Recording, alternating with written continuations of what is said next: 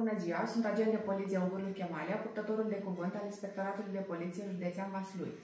În cele ce urmează, vă vom prezenta principalele rezultate obținute de structurile Ministerului Afacerilor Interne din județul Vaslui, în urma acțiunilor derulate în mini-vacanță ce tocmai s-a încheiat.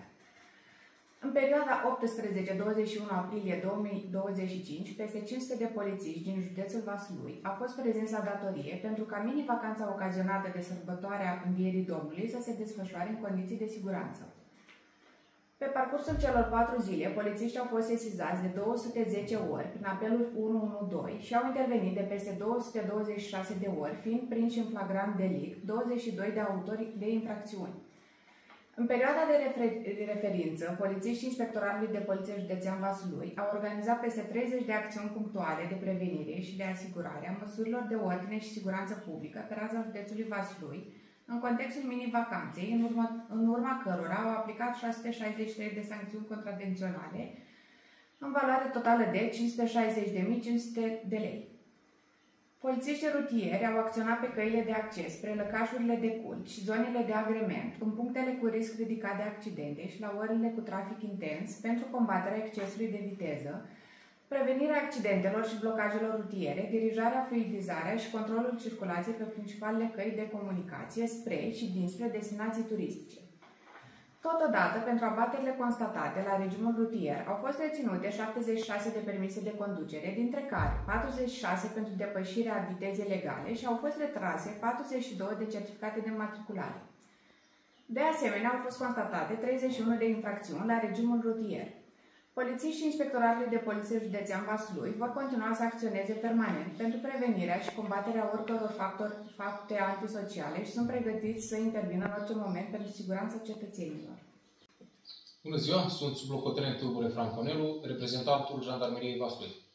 În perioada 18-21 aprilie 2025, Inspectoratul de Jandarmi Județean Vaslui a acționat zilnic cu peste 200 de jandarmi pentru asigurarea unui climat optim de ordine și siguranță publică, astfel încât cetățenii să se bucure în liniște de sărbătorile pascale.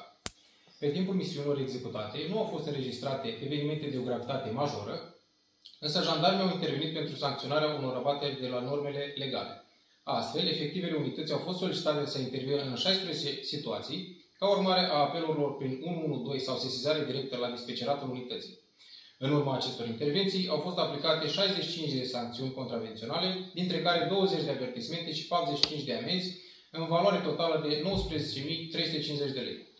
Printre sancțiunile aplicate se numără și cele adresate unor persoane care, în noapte de înviere, au adresat cuvinte jignitoare, au consumat băuturi alcoolice și au tulburat ordinea publică în cimitirul Eternitatea din municipiul Vaslui, în cimitirul Eternitatea și la Biserica Sfântul Spiridon din municipiul Bârlad și în cimitirul Sfântul Toma din municipiul Huș, fiind sancționate cu amenzi în valoare de 3.000 de lei.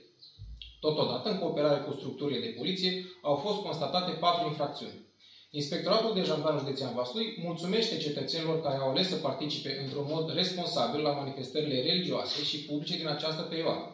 Jandarmeria Vaslui va continua să desfășoare acțiuni pentru prevenirea și combaterea faptelor antisociale și reamintește cetățenilor că pot solicita sprijinul jandarmilor aflați în dispozitivele de ordine publică sau pot apela numărul unic de urgență 112 ori de câte ori este necesar. Bună ziua! Sunt purtătorul ajutant șef Stanciu Marius, reprezentantul Inspectoratului pentru Situații de Urgență Podul Înalt al județului Vaslui.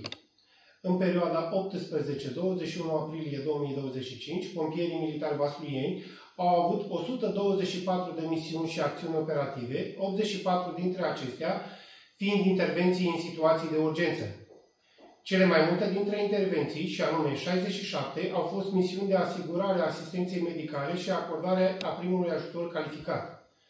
De asemenea, pompierii au intervenit pentru asigurarea măsurilor PSI în urma producerii a 3 accidente rutiere, pentru deblocarea căilor de acces în 2 locuințe, dar și pentru limitarea și lichidarea a 6 incendii. De asemenea, pompierii vasluieni au intervenit pentru salvarea unui animal în localitatea Gârdești, comuna Voinești, precum și într-o misiune de asanare a muniției rămase neexplodate. În aceeași perioadă de referință, pompierii au monitorizat 40 de situații de urgență și alte evenimente. Astfel, pompierii militari au intervenit pentru asigurarea măsurilor PSI, deblocarea și descarcerarea victimelor, respectiv pentru evaluarea și acordarea primului ajutor calificat persoanelor implicate în accidentele rutiere produse pe drumul european 581, în localitatea Crăcești, comuna Crăcești, în municipiul Vaslui, precum și în raza localității Cârjăoani, comuna Pogoană. În cele 3 accidente rutiere au fost implicate 7 persoane și 4 autoturisme, 3 dintre victime necesitând îngrijiri medicale.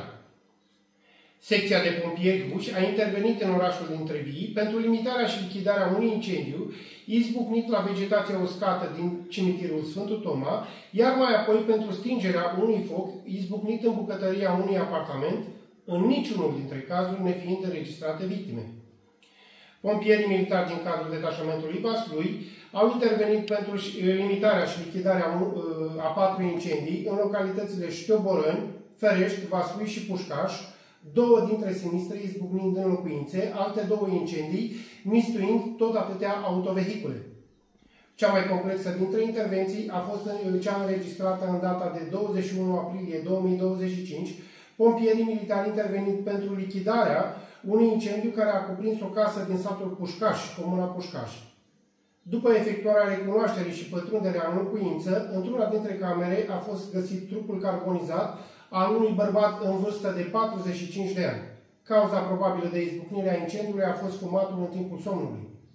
În continuare, pompierii militari vasluieni rămân mobilizați 24 de ore din 24 pentru gestionarea operativă a situațiilor de urgență și acordarea primului ajutor calificat și specializat persoanelor aflate în dificultate.